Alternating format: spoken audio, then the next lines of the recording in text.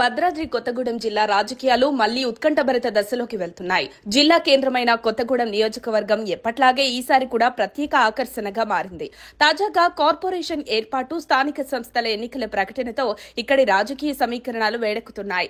ఈ క్రమంలో సిపిఐ తన బలాన్ని విస్తరించుకుంటుంటే అధికార కాంగ్రెస్ మాత్రం నాయకత్వ లోపం, వర్గ పోరాటాలతో ఇబ్బందులు ఎదుర్కొంటోందని చర్చ జరుగుతోంది. కొత్తగూడెం రాష్ట్రంలో ఏకైక కమ్యూనిస్టు బలమైన స్థావరంగా నిలిచింది. సిపిఐ ఎమ్మెల్యే కూనంనేని సాంబశివరావు తన ప్రత్యేక రాజకీయ శైలితో స్థానికంగా ప్రభావం చూపుతున్నారు. సభలు, సమావేశాల ద్వారా పార్టీ శక్తిని పెంచడమే కాకుండా శాసనసభలో చురుకైన పాత్ర పోషిస్తూ కాంగ్రెస్ ప్రభుత్వానికి కూడా అండగా నిలుస్తున్నారు.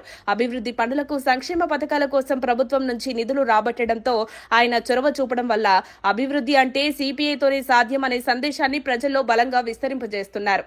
ఇక కాంగ్రెస్ విషయానికి వస్తే జిల్లా అధ్యక్షుడిగా పోడెం వీరయ్య బాధ్యతలు చేపట్టిన కొత్తగూడెం నియోజకవర్గానికి ఇన్ఛార్జి ఎవరు అన్న ప్రశ్న ఇంకా తేలలేదు.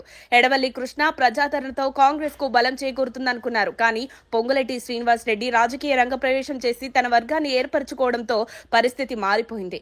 పోడెం వీరయ్య వర్గం కూడా అధికార పార్టీ పేరుతో ప్రభావం చూపాలని ప్రయత్నిస్తుండటంతో అంతర్గత పోటీ మరింత స్పష్టమవుతోంది. గులాబీ పార్టీకి చెందిన మాజీ ఎమ్మెల్యేలు జలగం వెంకట్రావు, వనమా వెంకటేశ్వరరావు అనుచరులు సిపిఐలో చేరడం కాంగ్రెస్ కు పెద్ద ఎదురుదెబ్బగా మారింది. ఈ లోటును పూడ్చడంలో కాంగ్రెస్ విఫలమవుతున్నట్లు కనిపిస్తోంది.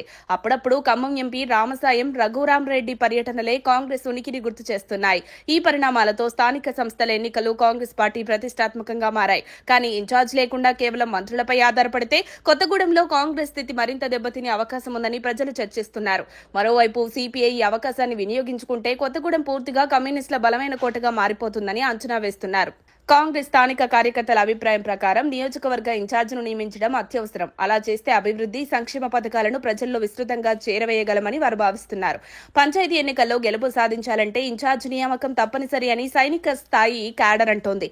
వర్గ పోరాటాలను పక్కన పెట్టి అగ్రనేతలు సమన్వయంతో ముందుకు వెళ్లకపోతే రాబోయే ఎన్నికల్లో కాంగ్రెస్ ప్రభావం మరింతగా తగ్గిపోతుందనే ఆందోళన స్థానికంగా బహిరంగంగానే వినిపిస్తోంది.